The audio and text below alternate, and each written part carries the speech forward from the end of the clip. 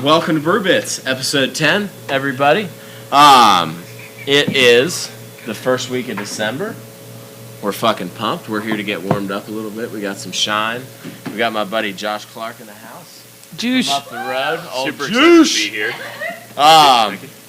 And we're ready to lighten it up a little bit this episode. We've been warming up with some shine, getting a couple beers in our gut. We've been talking about a lot of history and maybe some boring stuff. Having fun with it. But today, we've got liquor in the house. Oh, yes. So much dangerous yes, amounts. we have. So I actually haven't drank liquor in years for hangover reasons and all the reasons. You know, I'm not, even though I distill, I'm not a huge liquor fan. I mean, don't buy his stuff. Well, I think it's a good thing actually to have like that distance from your product in a way, because it's too readily available. It is too readily available. But I mean, I don't know. Like I have a passion for stuff that has a whole lot of flavor, and I can drink a couple of them and not get totally annihilated. Like if you're a whiskey fan, you have to really drink in moderation. And I am just not that kind of a person. Yeah, not at all. Nothing in moderation. Sorry. As we all sit here. And my drink grandmother 7% always told beers. me. Yeah, Nothing I in can pound moderation. a few of those before I get totally blitzed. Heck yeah. Well, we got to pause real quick and give a shout out to our sponsor for making this all happen real quick. Buffalo Wild Wings. Next week. Live show. Live yeah. show on Thursday. Frederick. Yep. Frederick V. Dubs. That's December 8th. Yeah. Yep. Plenty of craft beers on tap. We're going to have a lot of fun. We should have some Flying Dog peeps in the house. We haven't really thought about what we want to talk about yet, but, you know, it's a live show, so it could go aren't anywhere. all your sales reps going to be there? Yeah, some sales reps are going to come down, so... Sweet. We can make them do some dumb shit, right? Yeah. Jump from all over. Hell yeah. Yeah. So it'll be fun. Buffalo Wild Wings, best seat in the house promotion every Monday starting now through December 19th. Come out for the Monday night football game and get your chance to be picked up in a limo, brought to Buffalo Wild Wings the following Monday night football game with $100 in free food and your chance to win one of 3 grand prizes at the finale on December 19th, only at your local B-Dubs in Frederick, Urbana, Rockville, Gaithersburg, and Columbia. Wings Beer Sports, you have to be here. That's an awesome one, but I could definitely drink $100 worth of beer. Oh, yeah. I've heard there's also coloring pages like, available for kids. Yeah. But it's not limited to kids only. So Yes. if you're So, yeah, if you want to color while you're drinking your beer. Oh, I will always color while drinking beers. Yeah. So anyways, Josh or Juice, however you want to say it, this is one of my good friends. We've had many a night at the farm. Actually, some mornings where I just showed up and you looked a little I just cold happened to be rolling there. out of the yurt. Frankenstein walking. That was a fun night. It looked like it. I saw the looks on your face. That was one only, of those, like 34 degrees I'm that here. night. It was great. we made The it. lights, if the lights are on, nobody's home. Jeez, man. That happens. But we also had a great night, Labor Day party. God, we played. I don't know if you guys are familiar with the game of Stump. That's what it is. It's a Vermont tradition, but it's something that's becoming the hot new drinking game. As a in this mom, that region. game is terrifying to me. Oh yeah. I just think of so you've everything never seen that's it gonna. or played it actually. I've seen it. It's been played at my house. I've played it at some other houses. No, I have not played because it terrifies me. Yeah. So my buddy Sam played it for the first time. He goes and tattoos all around, and he goes to, I believe they were in Norway, and they were doing this thing where they were like sketching their thumb in, like real quick, and one of the guys did it, and Sam had flipped, and just, I mean, it sheared like literally from there back, and he sent me a picture of his nail and like the whole top of his thumb just hanging.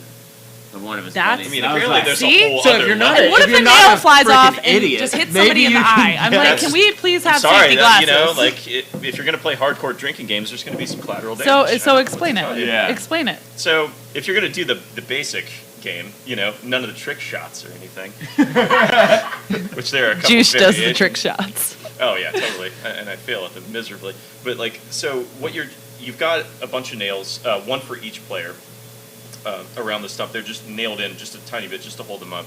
So the hammer hopefully not a hatchet, which we've had the hatchet with the hammer on the other side being thrown around. Way dangerous. But so you have to throw it up. It has to make one full rotation, and you grab the handle. And as soon as you grab it, you can't. There's no hesitation. You have to immediately hammer down, and you try to hammer one of the opponent's nails in completely. And at that point, they lose the game. And they have to drink their beer. Right. But it sucks because like you're playing at night 90% of the time, and like you're always reaching out and striking down over other nails. So like you're always like within a couple inches of just shearing your own. And you're trying to hit it as hard as you can Oh, to I get mean, it there's in as far definitely as some possible. serious aggro shots. So, like- you know? Like, oh man, because if someone goes for your nail, I mean, there's definitely yeah. like some feuds Yeah. that get played out during the Yeah. night. Like, you know what, man? I'm out for your Not nail, cool brother. anymore. Not fucking cool. Yeah, this ain't no game anymore. It's No personal. way. What happens if you bend your nail? Now that is important. If a nail gets bent to the extent that it cannot be hit anymore, the person that bent it has to chug their beer and they immediately lose. Most dangerous drinking game ever. It is. It is. Some games go on for a while.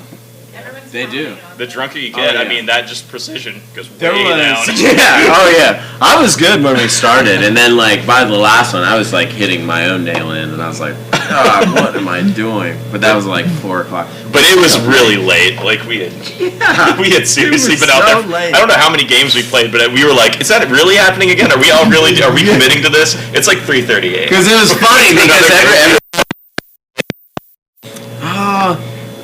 I don't know. One person would be like, well, you know, we got like a couple more nails, and everybody's like, let's go again. Games were taking at least like 30 minutes because we were that drunk. So I mean, it was not like when it got down to 2 people. Oh yeah, it took forever. Yeah, to finish those games, you're just sitting there. Finish like, the nails. like, Smoke them if come you on, got guys, them. do Oh it. yeah. Call in a celebrity shot. Get someone with some more accuracy. Lower Yeah. BAC. Let's finish this. Heck yeah. So anyways, tell us a little Try bit some. about what is going on in your neck of the woods, out in God by West by God, Virginia. By God. Not Western Virginia, but West Virginia. It's a state. Actual West Virginia. So, yeah, I am the head of production at Heston Farm Winery and Pinchgut Hollow Distillery. So I make wine and whiskey all day, every day. And we're working on getting a brewery in there as well. Sick. Pinchgut Hollow Brewery. Going through the licensing process right now, which is pretty hellacious. Yeah. Not only given the fact So that is it going to be a farm brewery? it will be a farm brewery. Nice. Yeah. Okay, cool. Producing 2 beers year round. Right. Originally, like start out and like probably like 4 or 5 seasonals per year. Cool. But as far as what we've got going on right now, we've got, I believe, 12 different varieties of wine that we're doing and 10 different varieties of whiskey that we make. So Sick. that's taking So up here's the some of majority their my shine time. right there. That's one of our best sellers. So tell me about this bottle. Hey, babe, will you go show that to the camera real quick? And Thanks, babe. Yeah, I wanted to bring that not only because of the Tilt it forward a little bit so you can see best-selling like, nature tilt of it one of our forward. products, but There we go. just because of the bottle itself. Yeah, you got to get every angle on that. Yeah, thing. yeah. Hell yeah. So, the pig bottle, that whole design, it comes from 2 different things. One is like just the design of the label itself on there and the ceramic nature of it. There were a bunch of like old whiskey, just like whiskey jugs from the area, like pre-prohibition, that were just like that white ceramic style with that type of lettering on it. But the pig itself, that was when prohibition was just on the rise, like all that anti-alcohol sentiment was going around the country. They actually manufactured these bottles, and they were little glass pigs with a cork in the butt, and it was to discourage you from drinking liquor. Does it which taste would like be pig so shit? disgusting, But we thought that was like hilarious, so we took the 2 and kind of combined them. So Hell yeah. So now you're just chugging pig butt. I mean, there's a guide to alcoholic beverages in West Virginia that says, "Come to Heston Farm; it's the best thing you'll ever have out of a pig's ass." So There's a question from Tommy Welch on the live feed. Where can we purchase your product? I mean, did he say where he is at? Or? Oh, here in Frederick. Okay, so we don't distribute our whiskey anywhere out of West Virginia, but the closest place to get it would probably be if you could drive to like Harper's Ferry or anywhere. Oh, in yeah, that's Eastern. really close. Yeah, I mean, you can just drive there. I can't remember the name of the outlet in Harper's Ferry, but one of the liquor stores or 7-Elevens. I checked there the other day who had it, but like you should be able to find it at a liquor outlet in Harper's Ferry. Okay. Or something like that. Awesome. So how far is your reach? I mean, so with the liquor, we sell it through the state. So they basically distribute it, like to whatever stores requested or whatever. Gotcha. So if you're anywhere in West Virginia and you want our products, just talk to local businesses and they State can buy it from the state. representative. Yeah. Sick. But So that's a lot different than what you deal with, huh, Heather? Yeah. well, is there a liquor monopoly in Maryland? Just in Montgomery County. It's the last one, the last one in the country, really. Yeah. And it's not just liquor, though. And I would say the last one in the country. It's the last one in the country for beer. I'm not sure about liquor and wine. I'd have to look that up myself. But I think liquor monopolies, at least in a couple states, are it's fairly prevalent. But we have, it is a pain, having to sell it to the state and it gets marked up. Like when the whiskey we have that we sell on site through our tasting room, when it goes from our storage and is bottled and then goes into our cave or storage area, it is then bonded property of the state. So then we have to actually, they mark it up tax-wise, and then we buy it back from the state after it's been marked up tax-wise and then sell it in our tasting room. sounds legit. Yeah, so that's a process we go through weekly, and it's really annoying, but that's the nature of the beast for right now. Following the rules. Yeah. Yeah, I hear ya. No doubt. What about the wine? Is that different? Is it sold other places? The wine, and it seems like across the country, it's just such a long-standing industry with, and just like a family thing. It's really got like a buy in a lot of ways. It's so easy to get anything done wine-wise, like festival-wise or anything like that. You can just, it's not like beer where you have to have, you can't sell your own product. It has to go through like a distributor or not at like a festival or something like that. But like wine, you can just bring your own. There's oh no my God, middleman. wineries have it made here too. Oh yeah, they have it made everywhere. It's super They nice. It's just get away with too bad that Well, it's because I really like wine. every good politician has always slept with like a basic bitch that is like so easy to get off one bottle. I want to of wine. start a vineyard. Yeah. Oh my God, that's the perfect thing. Oh my God, have you been to Napa? How magical is this? How magical. Oh, amazing. Do this, babe. We can do this. Yeah, and I'm sure that's exactly whatever. why. Just, Hate on all the just moonshine. grab some grape juice, throw some yeast at it, and bottle it up. Boom, you're in the business. Well, that's what we have a lot of wine drinkers. I know a lot of craft beer guys that drink a lot of Oh, yeah. wine. Well, one of But the guys, Justin, who was on here. Yeah, 2 weeks Jailbreak. ago He said from he's like, I'm Jailbreak. really a wine guy. Really? Yeah, No he's kidding. like. Did he say which type he preferred? I didn't get to watch a lot of that show these past 2 weeks. I've No, been really busy. we more talked about beer because that's what I know how to talk Yeah. about and ask about. But no, he said he was a big wine drinker. And what we always say, the difference in making beer and making wine is kind of God makes wine and brewers make beer because Yeah. it depends on those grapes. I mean, obviously there's a lot of hard work that goes into it, but you can take when you take malt and the maltsters make it what they want it. It's not, we have to take that raw grain and use it. Yeah. But the grapes, it depends on the Terroir. weather that year, just everything. So, Yep. I mean, yeah, and the French term is, like the terroir, just the taste of that land and that place. Oh, okay.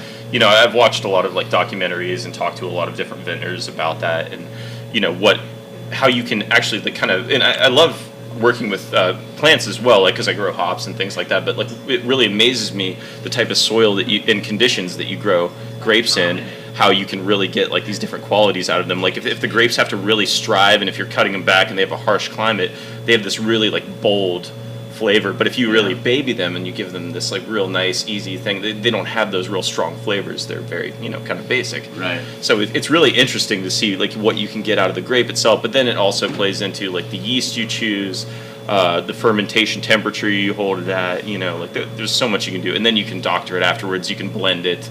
You can Right. back sweeten it, do all these things. So there's a lot of different techniques.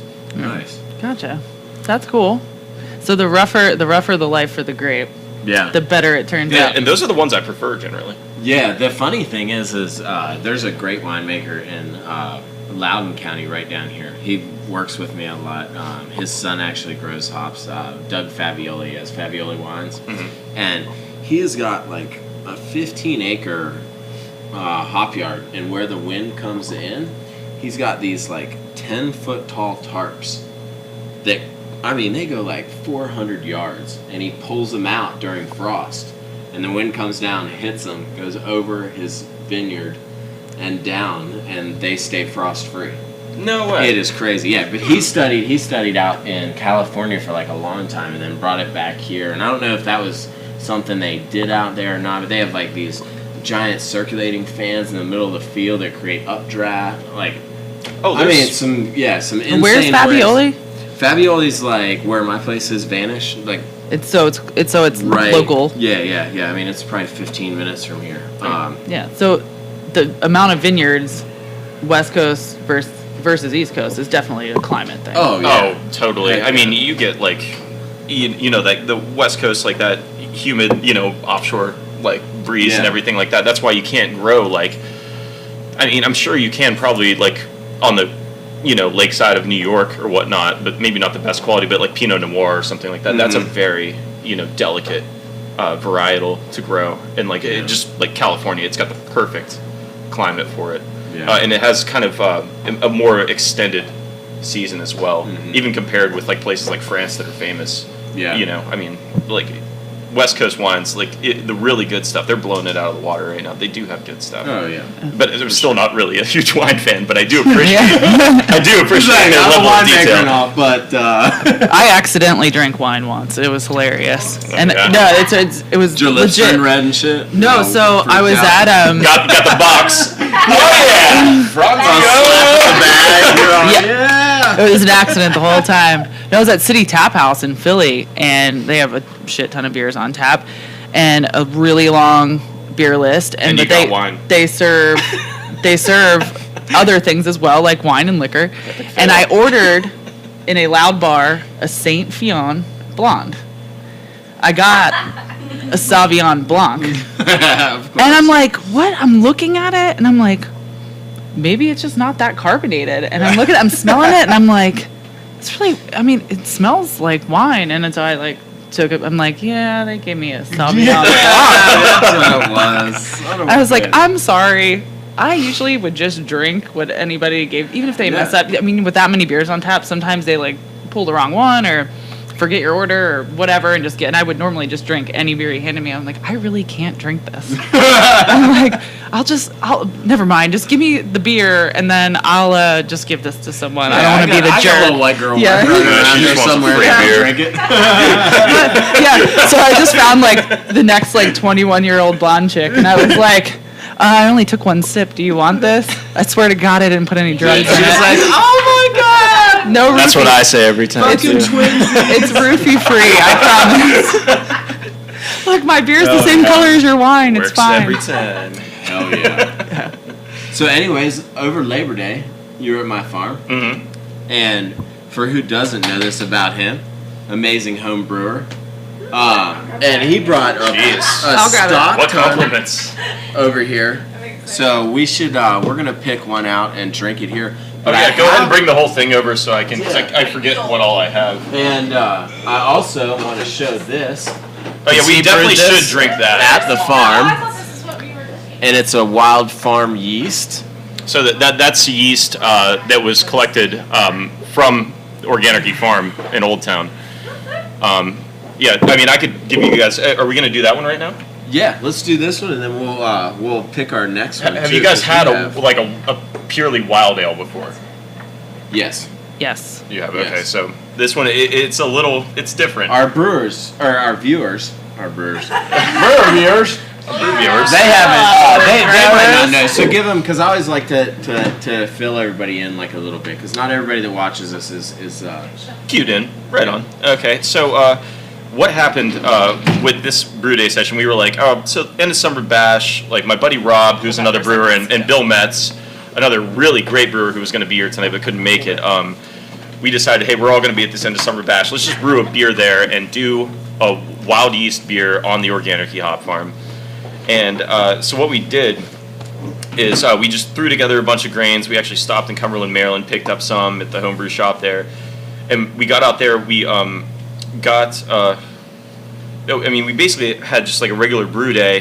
Did the mash, boiled the wort, and just to prevent, to make it more accessible for wild yeast, we only added the hops within like the last 5 minutes because hops act as a preservative agent. So the longer you boil them, the more of that presence they have in there. So what we did after that, we didn't have any way to cool it because we were in the middle of a field, essentially. So we just let it sit out overnight, and it got a little cold.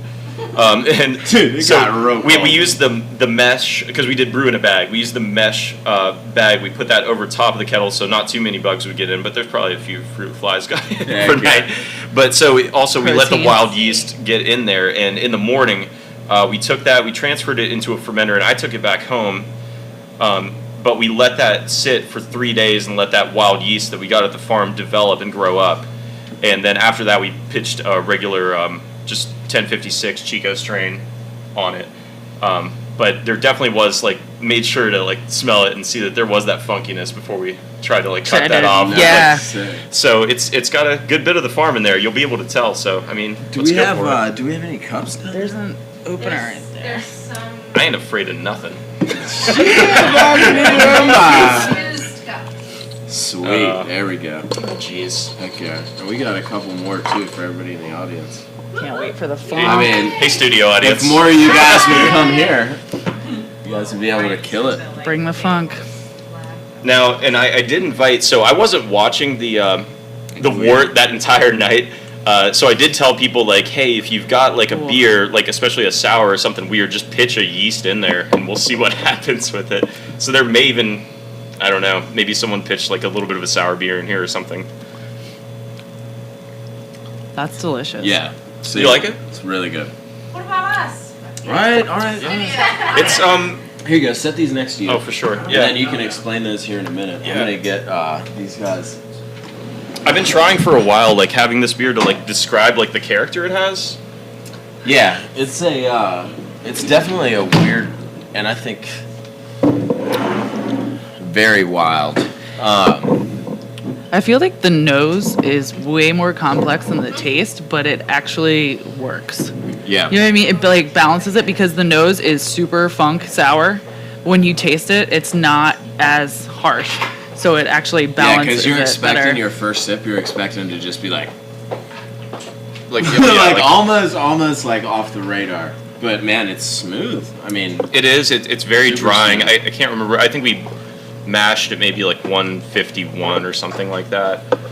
And I know there's a little bit of rye malt in here. I think maybe Bill can tell me it was red rye malt or something like that. I can't remember where he got it from. But and actually this has some of Bill Metz's organic hops that he grew at his house. I think there's some Centennial in there. Centennial. Yeah. I was gonna say maybe Cascade. But and beyond that, yeah, it's you do get a little bit of that the barnyard kind of straw little horse blanket, but it's mostly that dry kind of reminds me of it's got a weird aftertaste, but it's the beginning of it's kind of a Brett beer. yeah. A little bit, Yeah. Absolutely. And that farmhouse funk plays into that for sure. It's when you say it's straw, it's I feel like it's hay. Yeah. You Yeah. know the For difference. sure, It's when you open that- up the barn and you smell it, that's kind of what I get in the taste. But the finish is super dry in a really good way. Almost like a wine finish on Yeah. on Yeah, some yeah. levels. I would agree Yeah, with that, really Yeah. dry red or something like that. for sure. Delicious. Okay. I think it There turned you go. out well There's for your- just we had no idea how that beer was going to go, but There's your response. Mr. Bill just responded to you, so you got. oh, so it was Cara Rye. Okay. So caramel rye, Centennial and Cascade hops. Bill, wish you could be here, man. Yeah, dude. You're gonna get the to taste it. I have several bottles left. So in the that house. Cara Rye definitely plays into a little bit of sweetness. Mm-hmm. Yeah, and I don't think there was much else in it besides that. I think there might have been a little Munich and Carapils, but it was mostly just 2-row. Sick. So no acidulated for that. Okay. Nothing like that. I mean, I like to personally in my brewing. I keep it very simple. I go for the Jamil Zainashev kind Yeah. of method. Maybe use 3-4 He malts at the literally max. came to me, and it was probably 7:30, 8 o'clock, and I was fucking blitz drunk, and he was like, "You need to do the hop in," and I was like, Oh, yeah. and I walked over, and I was like, But you came over You didn't you dump the hops in? Yeah, I think we were like, there's a picture of us all dumping the hops in. I was like, we got to do it right now. Yeah. Because like my alarm went off and I was like, oh, it's 5 minutes behind. Like, so that's, we were going to do it at 10, but it ended up being at 5. I was like, come on, let's do it right now. So it is truly like a wild farmhouse. Because, I mean, that fucking farm was wild that night. I thought there was going to be like little it's bits of going like the off. fireworks and all the ash coming down, getting in the beer yeah. too. Like, God, it was epic. Wait, there's a bullet in there. Oh, yeah. It's all ting. yeah, I'm really Tastes surprised. better than yeah. gunpowder in the morning. Man, that was a great morning too. It was. I'm going to take a Especially because second. I didn't have to cook. I sat there with like. That's always a good morning. Hours. I'm going to take a second here to thank our sponsors. Wings earn points for more wings. Download the Buffalo Wild Wings Blazin' Rewards app on our in-store tablets, on your mobile device, or at www.blazinrewards.com. Only at your local B-Dubs in Frederick, Urbana, Rockville, Gaithersburg, and Columbia. Wing Spear Sports, you have to be here. Live show December 8th. That's a Thursday at Frederick B-Dubs. Please come and see us. Yeah, no, it's gonna be sick. I'm actually really pumped about our first live show. It's gonna get weird. Yeah. I'm like gonna have to warn everybody about there being kids in the building and my mouth because it's Yes, just uncontrollable. Yeah. So Just be glad we'll I'm not work it there. out. Yeah, we'll work it out. Well, you can be there next weekend. I guess I could. Next weekend. But it'll be cool. We're excited. You got your sales reps probably going to be in town. Jeremy Poling just finally showing up. Oh man, This guy in the house. Yeah, dude. In the house. Listen, I told you I'd be here. Yeah. This guy talking about shooting bow and arrow before we started, but I guess that's not happening. Anyways. Spotlight set up, we're ready to go. Hey, we can do it later. Yeah. I'm totally on point, dude. Just give me a crossbow. So anyways, as we move on a little bit, so tell me something that you like pulled inspiration, because I mean from what I've heard is we got a winemaker, we got a distiller, we got a sick home brewer. So you know what, like, where are your inspirational moments? Is it something that is just like second nature, or is there something that is There's two things that like I feel like really always like impel me to like brew. One is like food. If I experience Because you have to eat. yeah, Yeah. well, yeah, and I try to eat really interesting, like, you know, things that are going to boggle my mind more often than not. My sister graduated from culinary art school, and like she's always It's in the you know, family. introducing me. Yeah, Oh, yeah. so like I'll taste interesting things. Like I have like a mango lassi beer here, and like I'm like, oh, I want a beer to taste like that, so I'll do that. But another thing is like I love like poetry and like just really literature, anything like that. So like if I hear like an awesome, specifically like a name or something punny or something really good, I'm like, oh, that would be a great name for a beer. What kind of beer would that name be? And then I'll just come up with it and brew it. Right, Just like based- that translation. Yeah. Yeah, hell yeah. So I mean, like, oh geez, so I don't know if Mike Ray is watching this, but like one of the things he would always say is like, you know, anytime I would say something fancy about what I was brewing, he'd be like, oh well, la di frickin' da, Mr. Frenchman. So I actually this beer I called it la di frickin' da. For him. Nice. And it's, I like it. It's a Berliner Weiss style kettle sour. Yeah, with raspberries, because it's usually like a Berliner Weiss. When you have it, it normally has the raspberry or the Woodruff syrup served with it in Germany, like Right. traditionally. Well, or cherry, or there's a lot of different syrups. whole gamut that you can do. But Berliner Weiss is just good by itself. That's Right. just a little bit of icing on the cake. Well, so for there was sure. this company out of California that sent me this natural infusions and like extracts like kit, and they were like, try this out if you like it. You know, we can sell you on some more stuff. So it was like one of those beer Keurigs. kind of. I mean, it was just I'm like, gonna invent that now. Thank you. Hey, you guys. hey, it's you already guys invented. It's sell called it. the Pico Brew. I could sell It the only shit out of it. costs like $5,000, but it might be worth it. Who knows? It is. I saw a new. I brew the hard way like Budweiser. Yeah, dude. All rice, Daddy. All rice.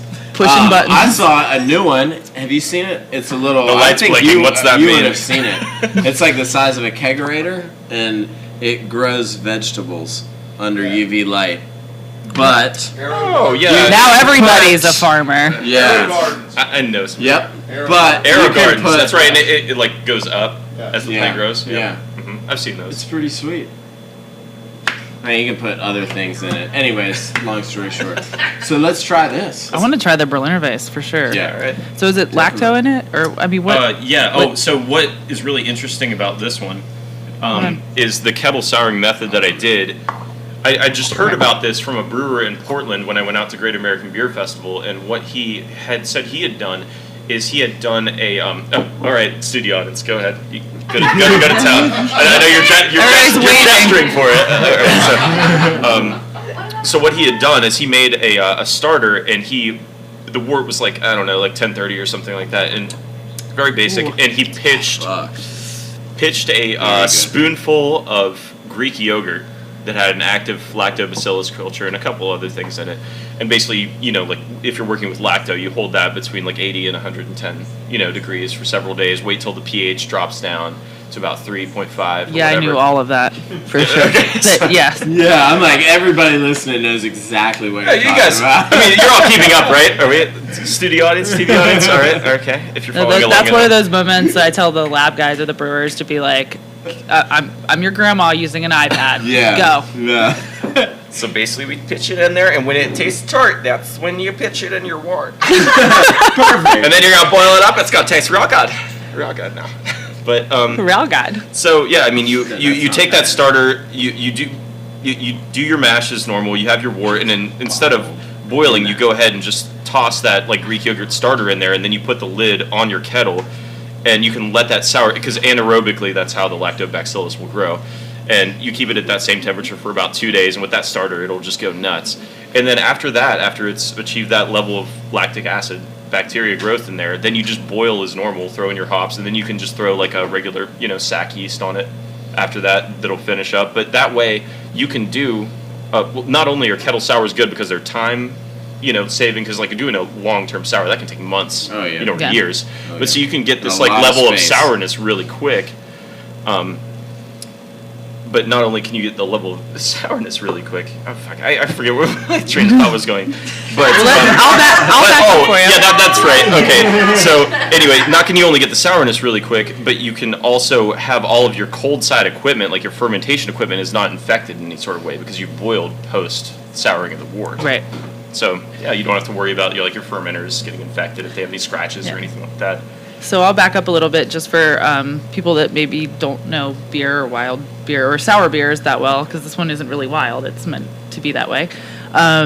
So the sour, and when you say bacteria, it's a good bacteria. Good, it's not. very good bacteria. Yeah, it's a good bacteria that makes it have that sour taste. And you said a sac yeast is Saccharomyces. Saccharomyces Yep. cerevisiae, and then lactobacillus is the bacteria that actually sours it. And you don't even have to use something as extreme as Greek yogurt if you don't want. You can pitch. Lactobacillus actually lives on the outside of the husks of grain, so you can even just take a little handful of grain and toss that in, and lacto will start to develop if you keep the kettle lid on or whatever. Give it an anaerobic environment. The more oxygen there is, the more it will inhibit the growth of that bacteria. And then it's sour. Yeah, And there you have it. a nice little sour. We have had so many scientists on the last. I know, I know. And you're just sitting there like, man. Don't call me a scientist. I agree. Oh, whatever. I'm like the Jeff Goldblum of science. And tiny little trickles get in your hand. Yeah, you It's can chaos. tell. Little does everyone know he's completely making this shit up Yeah, as he goes. It's just exactly. the words, Yeah, everything. the fat lady, you're obsessed with the fat lady. Must go faster. So perfect. Oh god. Do we have any questions from the listeners, viewers at home? I don't know. Yeah, field what's some going on? random What's going stuff. on back there behind the Facebook Live crowd here? Oh, Bill. If you I have wish questions you for could've made it. Josh, please send them in. I think I asked you a good question last night. You were wondering about a job opening for a friend, and I said, well, if a giraffe has to go to work and he has to wear a tie, does he wear it at the top of his neck or the base of his neck? Ooh. What was your answer? You know my answer. Giraffes wear neckerchiefs. Everyone knows that. Come on. That's first They don't grade wear stuff. ties. I say it's Full neckerchiefs. They're wide, like sheets. Just like Fred from Scooby-Doo. I mean, come on. Heck Classy yeah. like that. I think it's definitely the base of the neck, because if it was wearing a shirt that had a collar on it, it would be at the base of his neck. And Depends not on the how top of high his the neck. collar is. I mean, do they get massive collars that just fold. It's as not going to off. show in his profile pic unless it's super huge. Yeah, dude, exactly. How you gonna take a selfie and show off your American? The giraffe's flag not pic? going to seem professional in his profile pic if you can't see its tie. That's going to be really hard for a giraffe to take a selfie. I don't know why I just thought Oh, of that. He's going to it like stick his tongue out to like hit it. But his like, the snap button his on the- arm isn't as long as his neck, so he's like right in the middle of his neck. All right, It's so a we conundrum, got a good question in house, and Jeremy asks: is there such a thing as too large of a batch or run of beer? I know liquor is better in small batch. Does beer work that way? I'll let you answer that and hop out real quick. Well, okay. Is there such thing as too large of a batch of beer? I've seen I guess there could 1,000 be. barrel fermenters. Yeah. But they're pretty dialed in as to the styles they're making that big. And then there's another way that you can, so without trying to water correct your beer to get it to where it's supposed to be, you can take, so our fermenters are 250s, and that's a pretty big size.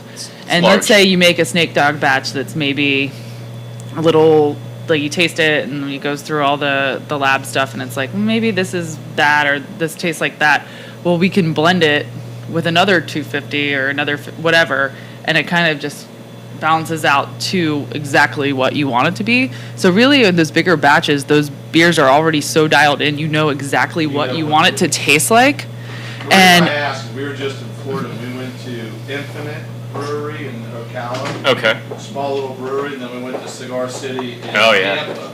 And night and day, right? I mean, completely crazy, but the beer at the smaller brewery, like they had some beers that were just like freaking amazing. This was in the back of the neighborhood, right? And then Cigar City, I'm not taking away from them, they had great beers, but it was just grand in proportion of what they were pumping out there.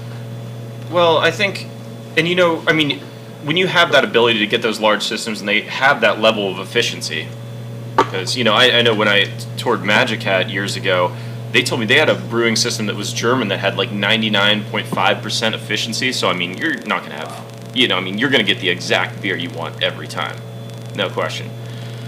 But I think on a large scale, to some extent, I mean, maybe you can correct me. I think if you're brewing, because I've never brewed on that huge of a system, but I think there's not going to be that level of, I don't know, quality and control that you can have on a small batch or something like that. Because I mean, you're brewing for quantity at that point and stuff like that, And I'm not saying that the flavor would, I don't know, necessarily suffer, but it's just every time I've brewed a small batch recipe that I'm totally happy with, when I try to bring it to a larger scale, it's hard. It is hard, and to have that level of consistency with it all the time, sometimes you do have to blend. You run into those problems. I never have those problems on a small scale. Well, I said, it's because it's dialed in, and we didn't always do it at 250 barrels. Or well, we actually brew 50 barrels at a time, but we had 250 fermenters. But the batches were smaller starting out, so it is something that's dialed in and develops over time to make a raging bitch every single time, or a bloodline every single time. But we do have a pilot system for, especially our brew house rarities, that we make one and done. We're never going to make that beer again. We make it once. Well, we have a pilot system that we've made it on 2 or 3 times before we've made it on a large scale. Well, and I mean, speaking from a third party that not brewer, not tied to anything like that.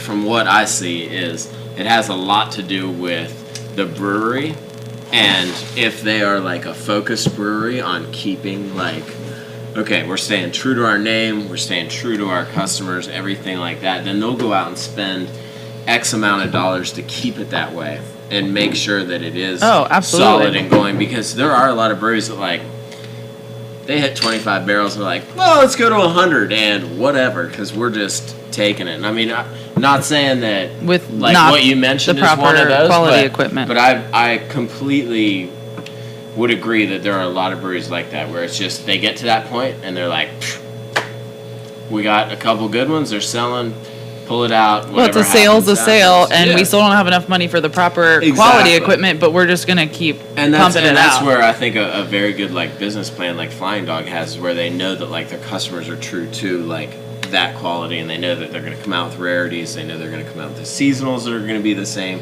they know that raging bitch that they're going to pick up every time is going to be exactly the same, and consistency is a huge make deal. it that way. Consistent. Yeah, hell yeah. Oh, I mean, everybody we bring on this podcast is, that consistency factor lays in. I mean, even with whenever we talk to people that are doing like the New England style stuff or the unfiltered beers, it's always like, like. Well, Flying Dog's also 25 years old and it's had a long time to dial it in. And if you remember, They got that secret stash down in pretty good. Mm-hmm. yeah, that's only sold local. So everybody that's local is like, oh, we get it every time. It's like, but no, like people from around the country like want this beer, and it's only sold around here. But yeah, So what style is that? I've never even heard of that. It's our like estate beer, like our Oh, damn. it's all They local use all ingredients, local but we change it hops every and- year. So we use local hops. We've done honey, we've done potatoes, we've done No way. a bunch. So Yeah, it's always Super delicious, good. but it is different every year. But also with Flying Dog being 25 years old, we had a long time where all we had were 5 or 6 core brands and 2 to 4 seasonals forever. And then this craft boom took off, and we needed to stay relevant. And we knew this. We're like the old man in town, and nobody wants to pay attention to us anymore. So we got to figure out how we can stay relevant. Well, we're like, hey, we make really good quality beers that sell consistently. We need to come up with a program where we're making the new and shiny thing in small batches, and that's where Brewhouse Rarities came about, and it also involves the whole company, and everybody can pitch a beer. But for a long time, we did nothing but our core beers and a few seasonals. And- I'm talking like 20 years. And That's all you we can did. do that, and that's good. And that you can run a business totally like that, and that's fine. You've got your beers; they're consistent, they're good. Everyone knows them, they love them. That's great. For me as a brewer, like when I was working for Wheeling Brewing, when I was the head brewer there, I mean, I can brew the same pale ale, amber, stout, IPA over and over again. But that to me, and I think for the public as well, just the consumer drinking, it gets a little bit boring over time. To be able to flex that creative muscle in doing those small batches and coming up with new stuff that keeps you interested as a brewer and keeps the public interested in things you're doing. I mean, I think that's paramount. I love going into a bar and being like, what's new? What have I never had before? Because I'll look at, I'm an industry drinker. I think my friend Jason Coleman said that. You've got an industry liver, man. You've had everything on the list. Yeah. And I'm I want to go in there and be surprised. I want to be like, what is this weird thing you're giving to me right now?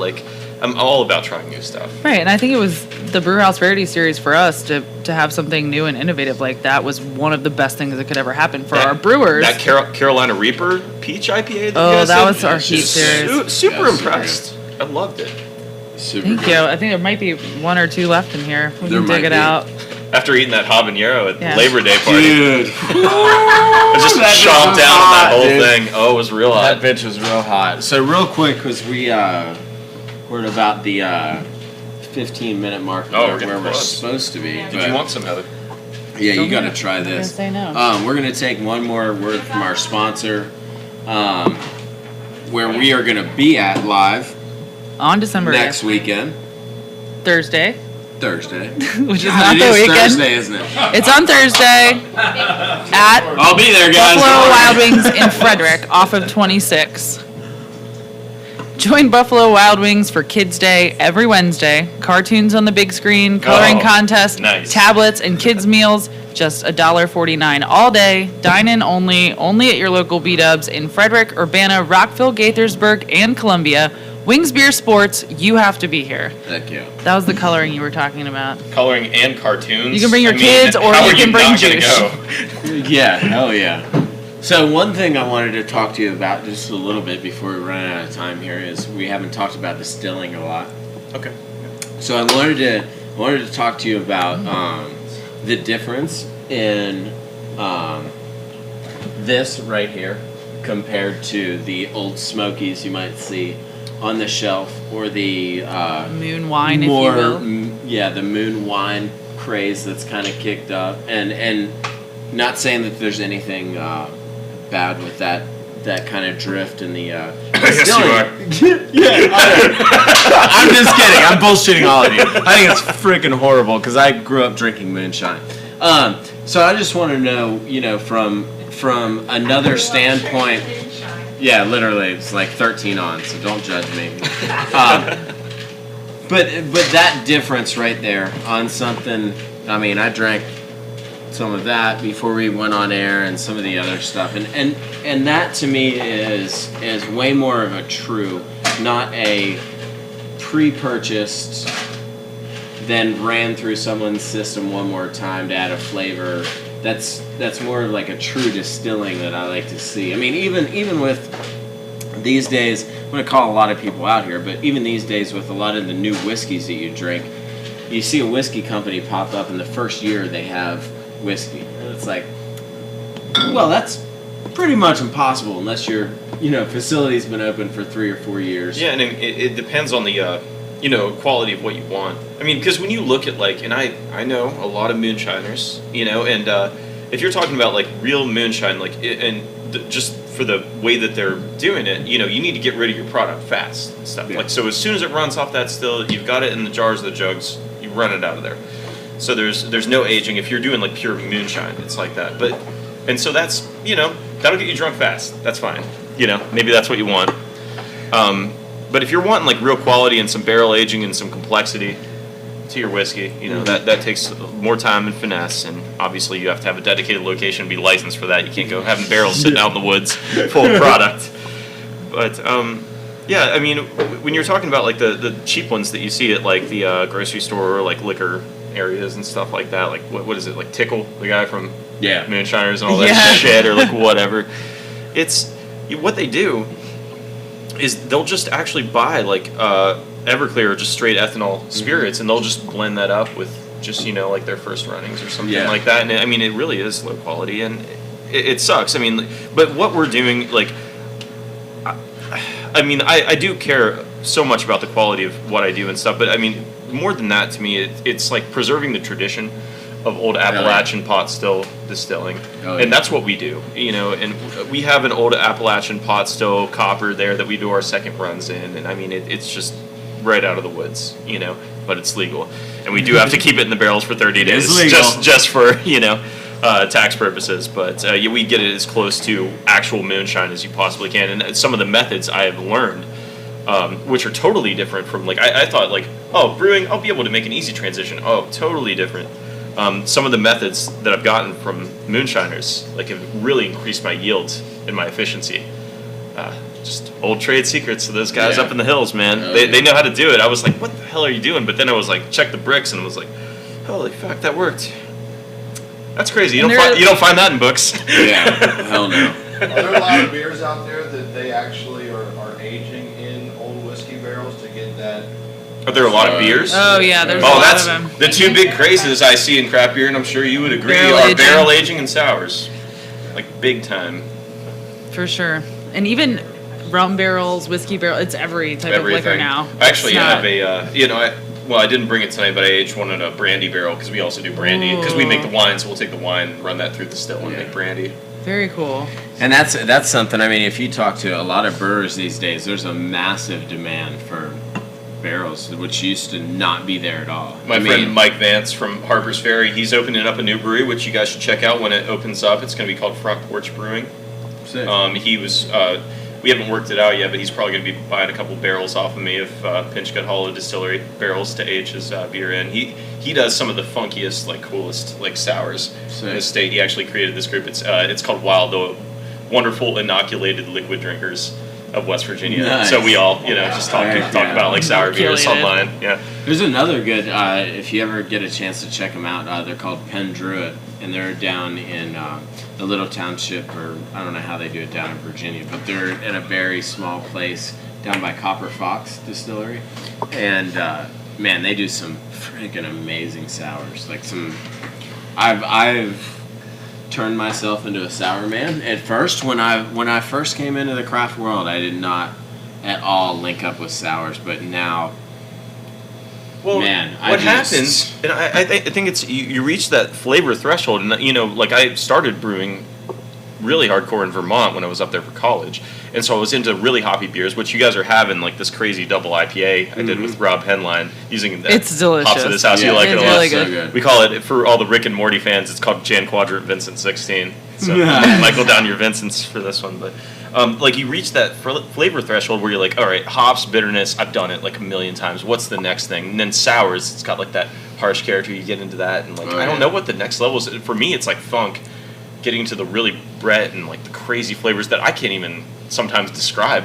Yeah. You know, I'll be like drinking, like, how do I even get to the bottom of this beer? That's the kind of stuff I'm interested in right now. And there's things. So this almost has what type of hops is it?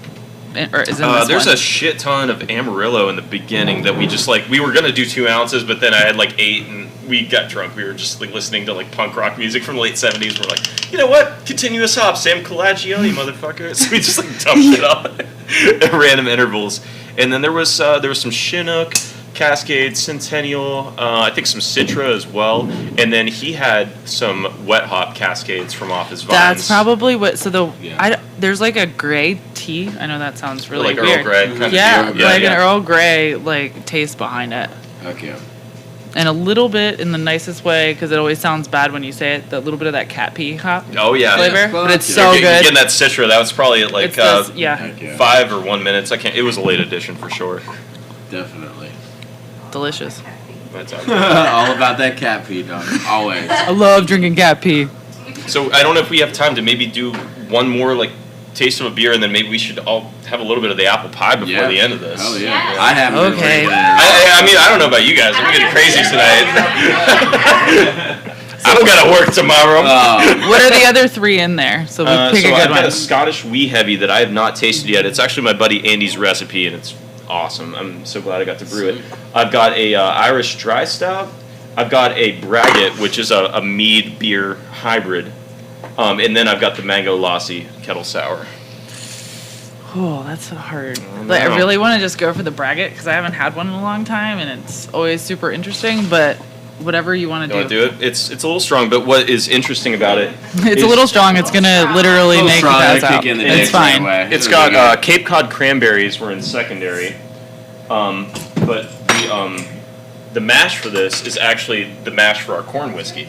Oh, I just pulled it off straight after and just boiled it. I threw some like Amarillo hops in it, like 5 minutes. God, before the end of Amarillo the boil. hops have just blown up. They're the bomb diggity. Good, dog. It's so What the easy to hell? work with. That's Well, what when everybody- we first started making Raging Bitch, it had Amarillo hops in it, and we never in a million years thought that Raging Bitch would go where it went. And so the next year we go to get Amarillo hops, and they're like, "Sorry, dog, Not we happening." don't have any for you. Like we grow like a couple acres, and it's already contracted out." And we're like, "Holy shit, we need to get a contract." I on know this." And those now everybody's proprietary using it. hops, Oh, man. yeah. Like I know, it's nuts. as a hop grower, well, you know, I mean, Oh, like yeah. God, I've thought about like maybe I just need to make a trip to Oregon and like crawl under the fence with some night vision goggles and a Yeah. trowel and just get one of those rhizomes. It's like, A couple. We've thought about that quite a bit. oh, you guys want it? Okay. All right. Sorry, I'm missing out on the point. I thought she was telling me there's questions coming, so Yeah. but there are a couple for you. Are there I was questions? like, Okay, are we like we'll have to get to it quick because I think we only have like 5 minutes left. But Yeah. so I'm all about it. Are you constantly experimenting with new beers at Flying Dog? If so, how often? Yes. I started to read that and thought it was for Josh. Yes, we are. All the time. We have a pilot system. We have Brewhouse Verities going, and then we have a whole nother series that just our brewers do. Is it required to have a beard to be a good brewer? We had a whole episode about that. Absolutely. Missed it, dude. Yeah, you gotta go back in our live and go back to that episode because we had a whole episode about that. I shaved Yeah, for you know, Halloween for my like Halloween character that I was playing, and I Like yourself? had to turn in my brewer card for 2 days until my beard grew back in. Oh, so good. You get put on leave with no pay. Yeah. No when you pay. pay. It was embarrassing. It was the worst. So embarrassed. It was God worth it damn for the character. I had a fun 2 nights as someone completely different than myself. It was. All right, let's try this Braggot. Oh, it smells good. So Did you guys think already try? So this is Vermont wildflower honey, and it's my the God. corn mash from our whiskey. Jesus.